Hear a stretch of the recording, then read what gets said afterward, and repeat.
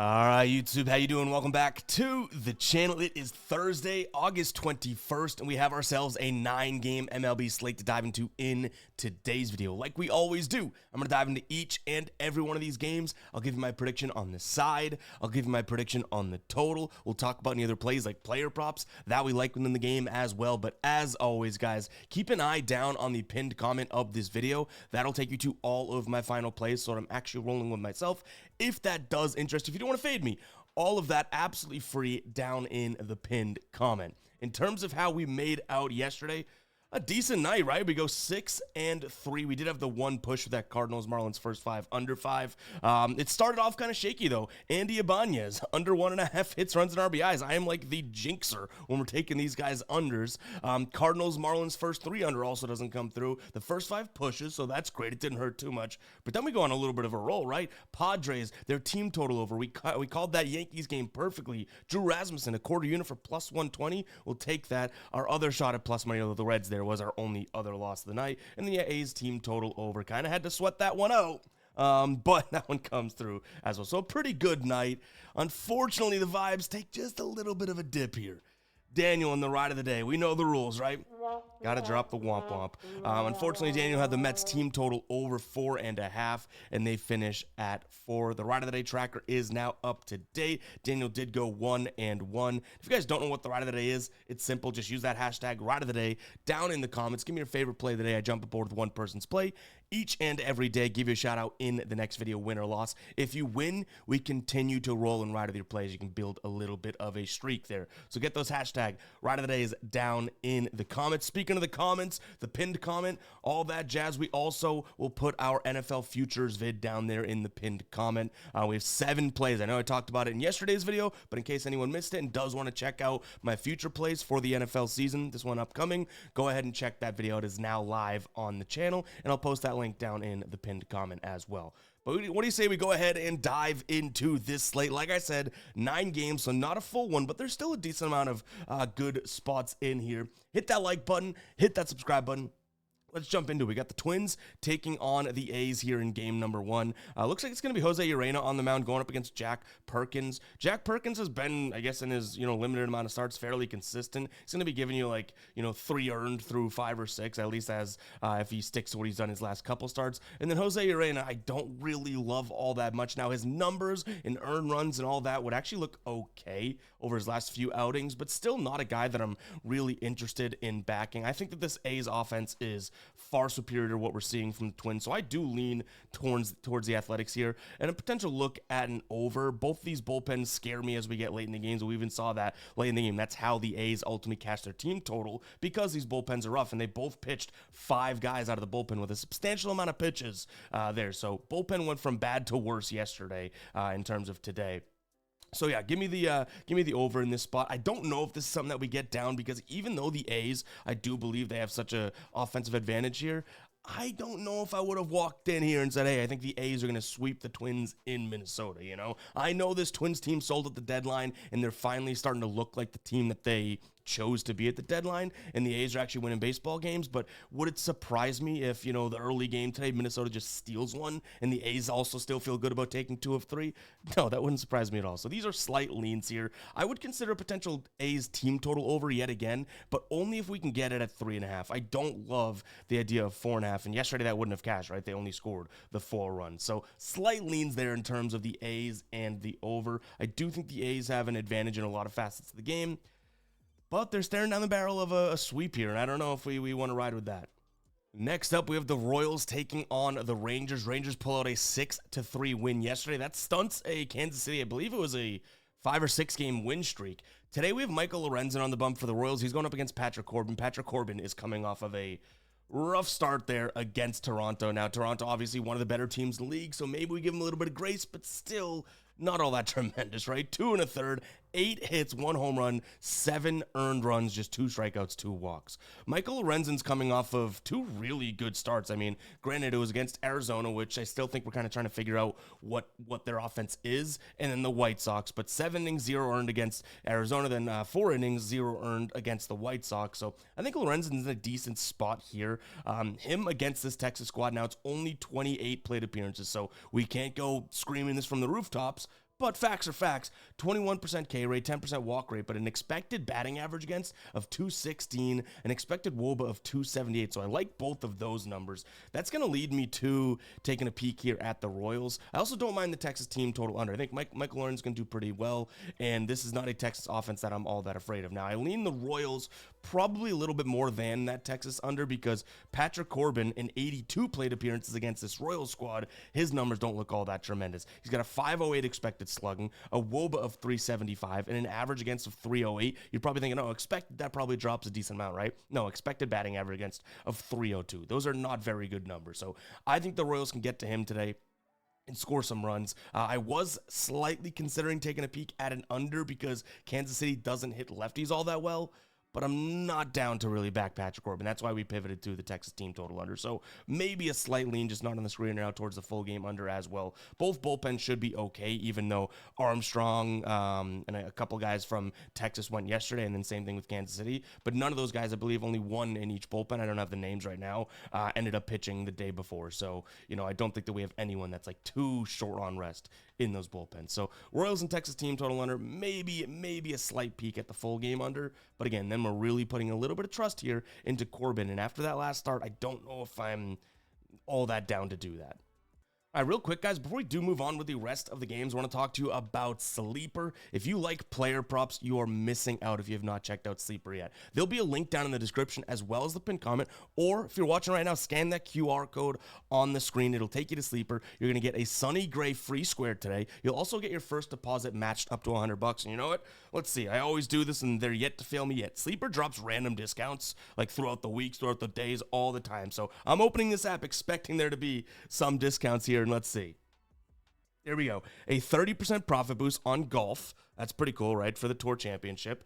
You also have a Josh Allen preseason square, I guess, or is this? I guess preseason square. You have Christian McCaffrey. They got a bunch of free squares here. I could try and go through them so you could see. These are boosts and free squares. You're getting, obviously, if it's a boost, it boosts the multiplier for the payout. If it's a discounted square, I shouldn't say free square, it's cutting it down. Josh Allen's passing yards down to 179.5, that type of thing. So, guys, really, really cool. If you don't understand how Sleeper works, it's simple. You pick 2 or more players, put them into an entry. The more you get correct, the more you do get paid out. And speaking of payouts, a really cool thing about Sleeper is that each and every play that you throw into the entry changes that payout amount dynamically. So it's kind of like an odd system, right? They do not follow a fixed payout structure like most apps out there. So go check it out today. I've been rocking with Sleeper for years and using the app for years and absolutely love it. Again, it's another way to get some action and get some sweats on players. And this thing's going to be I can't even imagine how fun Sleeper is going to be this year during the football season based on what they're doing. I think we're going to be doing some survivor pool stuff and pick'ems on there as well. So go ahead and check it out again. Link down in the description as well as the pinned comment, or go ahead and scan that QR code on the screen. Let's jump back into these games. All right, Cubs taking on the Brewers. It's been all Cubs so far in this series, right? So far, I guess other than game 1 in which the Brewers win, so I can't even say it's been all Cubs, but recently it's been all Cubs, okay? On the mound today, it's going to be Quinn Priester going up against Shota Imanaga.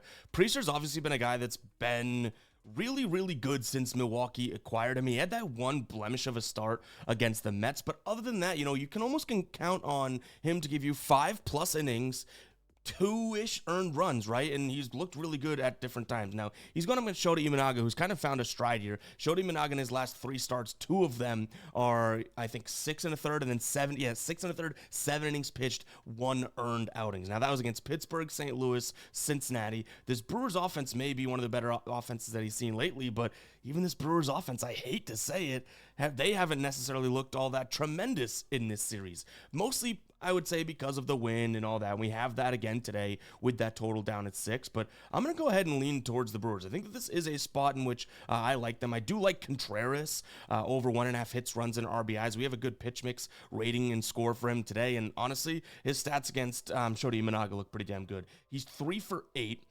That's a 429 average, 500 on base percentage. Of those 3 hits, two dingers and striking out just 12% of the time. He loves the fastball and the splitter. 377 WOBA against the fastball, 437 against the splitter. Should be a good spot for him. Yes, it might be kind of crazy to look at Contreras and say, hey, I like his overs when this should be a low-scoring game due to the total, due to the wind, all that. But still, I just can't look past it. You're getting plus money. I think it's plus 105 or plus 100 right now, too. So I think there's good value on him. Maybe just a sprinkle for a final play there. And like I have on the screen, I like the over 6. You can still snag a 6 out there right now.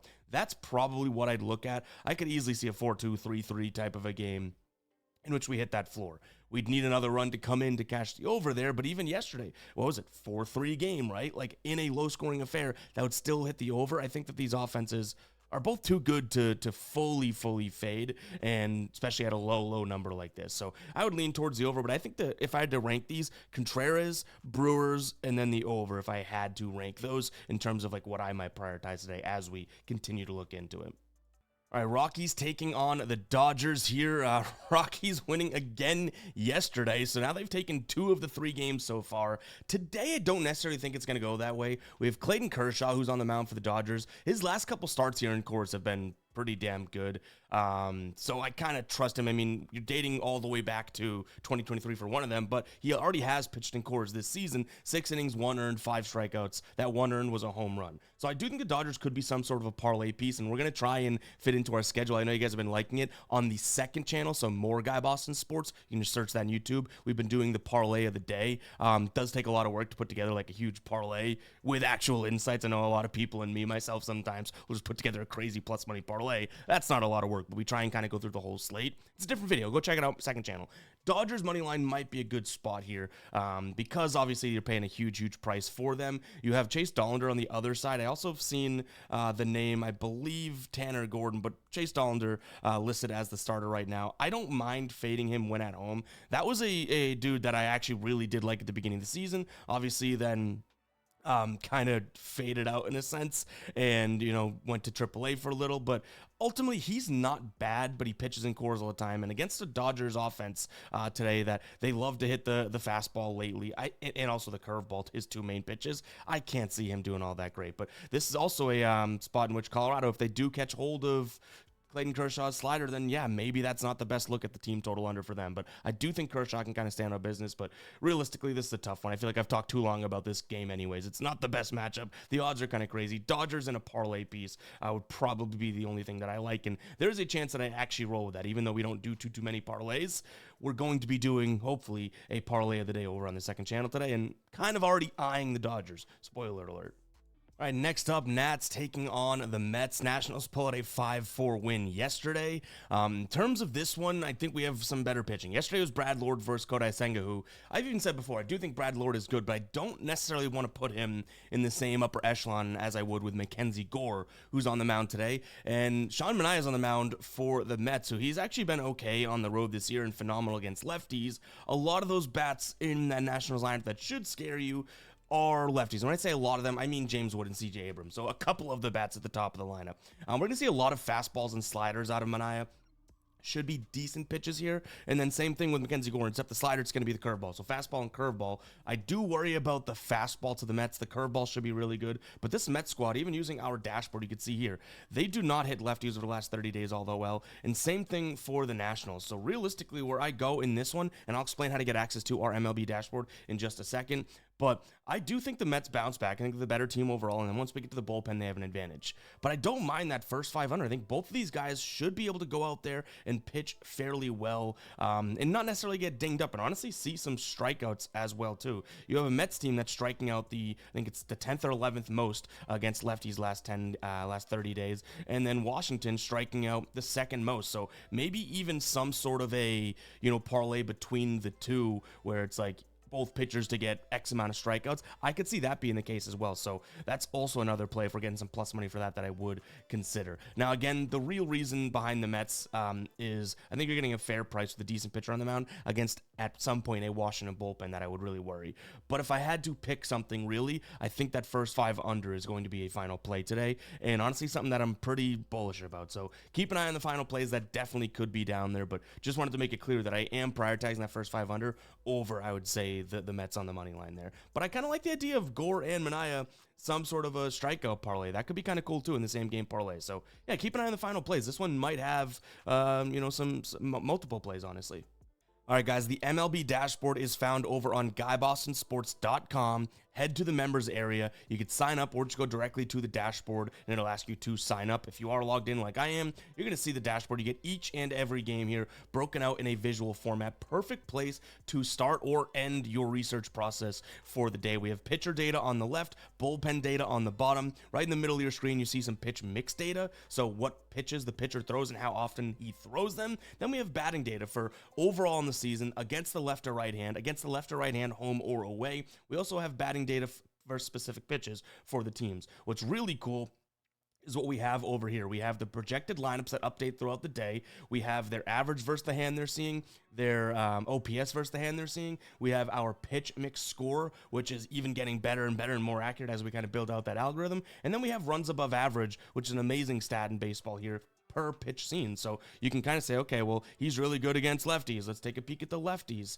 All right, Juan Soto, does he hit the fastball well? Yes. Okay, well, then we're not going to look at an under there. The slider, okay, he hits it well. Maybe we'll try and find another lefty, right? All of a sudden, you're finding these guys that are not good against specific pitches. Right here, Brendan Nimmo. Maybe this is a good spot for a, I guess a under today. We didn't look at it ourselves, but he's really bad against left-handed pitchers. Mackenzie Gore's a left-handed pitcher. The fastball is going to be a pitcher we're looking at. He's minus 0.8 for runs above average. A lot of cool stuff you can do in this dashboard. Again, it's over on GuyBostonSports.com, and just click over into the members area, MLB dashboard. Now, what's cool about the dashboard, and I say this all the time when we promote it, I built this for myself, so I trust this tool. I built it so I could consolidate the data each and every morning and be able to make the videos with the knowledge and what I need to know to break down these games, right?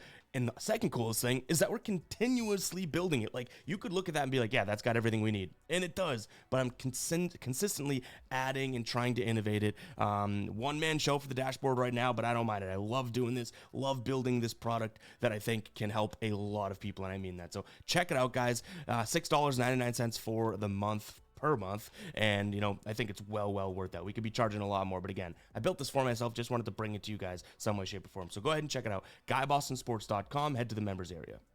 All right, next game up, we have the Pods taking on the Giants. We had two plays that cashed in this matchup yesterday, Padres money line, as well as their team total over, which they smacked. It was 7-1. Today we have Dylan Cease on the mound going up against Justin Verlander. Dylan Cease has been fairly consistent to some degree. Now, maybe that doesn't sound like he's been consistent if you have to justify it like that, but I don't mind his matchup here with the fastball and the slider. This is San Fran team that, yes, they actually have been hitting the fastball pretty well, but the slider, they're a bottom 5 team in the league last 30 days. Flip it over to Justin Verlander. We're going to be seeing the fastball slider again. This Padres team hits the slider fairly well, but they're a bottom 6 team against the fastball. So ultimately, I do still think the Padres have the upper hand here. So I look at them -1. I think they're just by far and away the better team. But I kind of like that under 8.5. I've already seen this morning alone bounce to 7.5, back to 8. If we can snag an 8.5 out there, I think that could be a decent spot. Now, if you are concerned about Verlander or potentially, the Padres going off, then I could also get behind a San Francisco team total under. Just depends on what we can get that at. So let's see if we can look at that right now. You can get an under 3.5 for -140. Don't necessarily mind that. I mean, they've done that in 7 of their last 10 games. On the road this year, they've been decent to it, but recently, not so much. So, sure, maybe that is a spot to look at, but I almost think that 8.5 could be okay, because I don't mind handing the ball off to either one of these bullpens.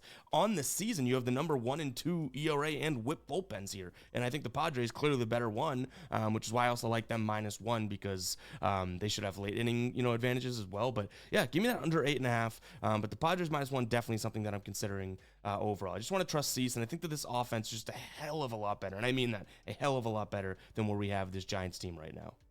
All right, next game up, you know what? We'll get it out of the way. We're sounding the psycho alert alarm because, yes, I am looking at the Astros. You can get them for +101 right now. That's over on one of the exchanges, ProfitX. I still don't mind them at the -110. They're a pick 'em right now.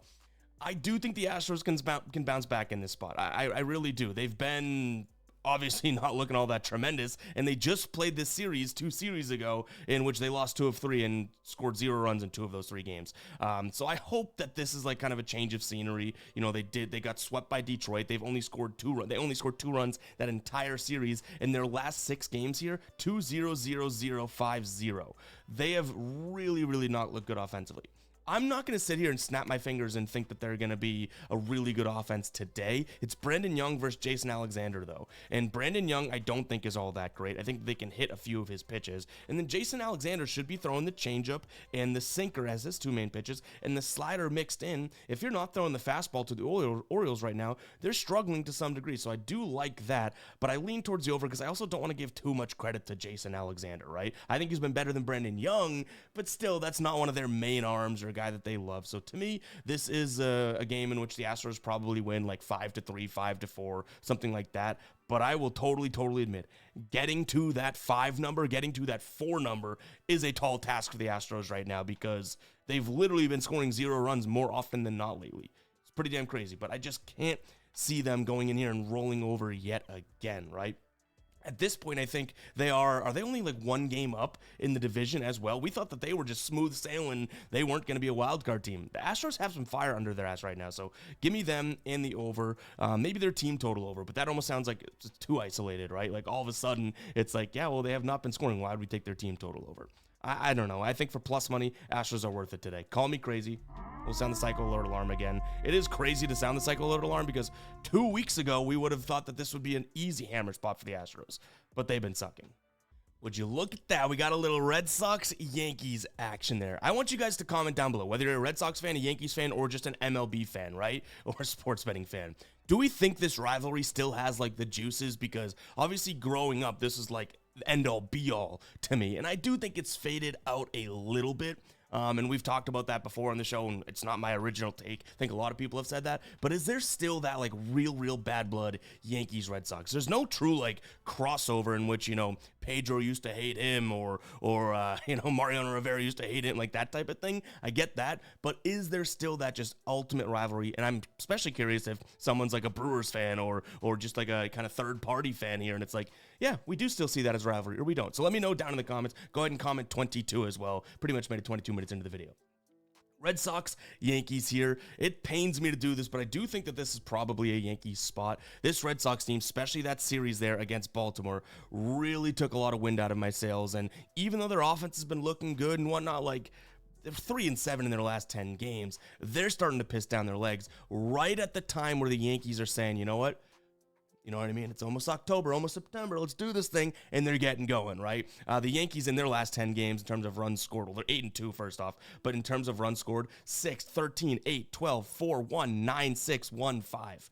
There's a lot more, and I know I said in yesterday's video that there was plenty of bad looks for the Yankees, but the fact that now in 2 straight days, they put up 13 and then 6, they're starting to outweigh, you know, the bad games with some better offensive performance when you look at their last couple weeks of work. So Yankees, I do think the over could be in play here too. You do have Luis Gil on the mound who, obviously small amount of starts under his belt this season. I believe he has, is it 2 or 3? But either way, he had the 1 home start. That's realistically the start that he looked the best in. I know that he pitched really well against St. Louis, which that was in St. Louis, so I guess 2 road, 1 home, right? And he looked really good. But ultimately, I give him a little bit more credit for the 2 earned, 7 strikeouts, 5 1/3 against Houston. I think he was a little bit more lucky in terms of that St. Louis one. So he's back-to-back good starts. Lucas Giolito's on the bump, and I really do trust him as well. 3 of his last 4 starts, 1 earned. He did pitch, pretty damn well against Miami, against Houston, against Minnesota. Are any of these offenses the Yankees? No. But I do think that he can kind of, hold his own, but just not enough. So an over 8.5 shouldn't be all that crazy here. Both pitchers are good, but I do think that, especially with the excitement of the rivalry, we could see like a 5-4 game, right? So even though I gas up the pitchers and think that they could be okay, I don't think it's going to smack and go over, but I do think that we could have kind of a steady stream of runs, if that makes sense. But pains me to put the Yankees up, but I just don't like where the Red Sox are at right now. Take that to everyone in the comments that's saying I'm always biased. In fact, shout out, I wish I remembered the name in the comments, but someone was like, stop being a fan. What is your record betting the Red Sox this year in Moneyline? And I did it. I went through my log, and we're actually 62% on the Red Sox this year, up like 1.92 units. I was like, damn, I bet them out of like bias all the time, and somehow that's working. Not today, though. Not today. Well, hopefully they win, but not betting them today. All right, last game on the board here, Tampa Bay taking on St. Louis. I will admit, I think that there's something fishy about this line. I'm leaning towards the Cardinals as well as their team total over. Looks like we're going to have Joe Boyle on the bump for Tampa Bay.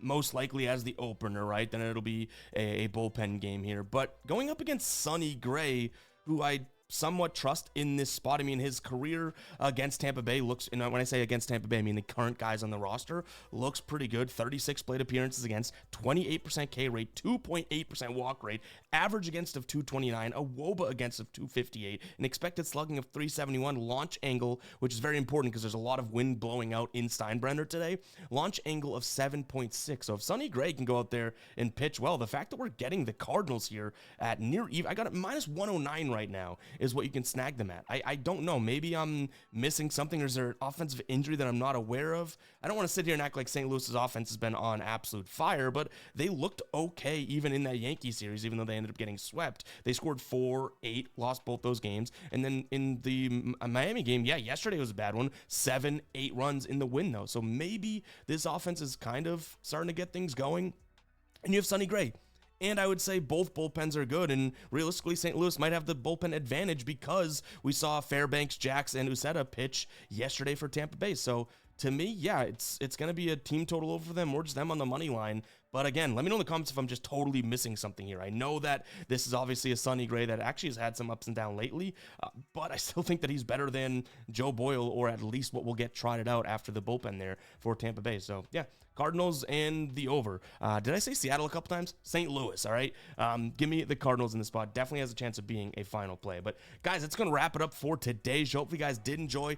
If you did, go ahead and hit that like button, hit that subscribe button. Very curious to see what you guys think about the Red Sox-Yankees rivalry, just because I'm incredibly curious. Like, I feel like as a Red Sox fan, it's died down a little bit, and I bet Yankees fans are being like, yeah, I don't think that they're a rival right now. But maybe as this Red Sox team gets better with some younger guys and whatnot, maybe that rivalry kind of kicks back into gear. Let me know down in the comments. We'll catch you guys in the next one, all right? Peace out.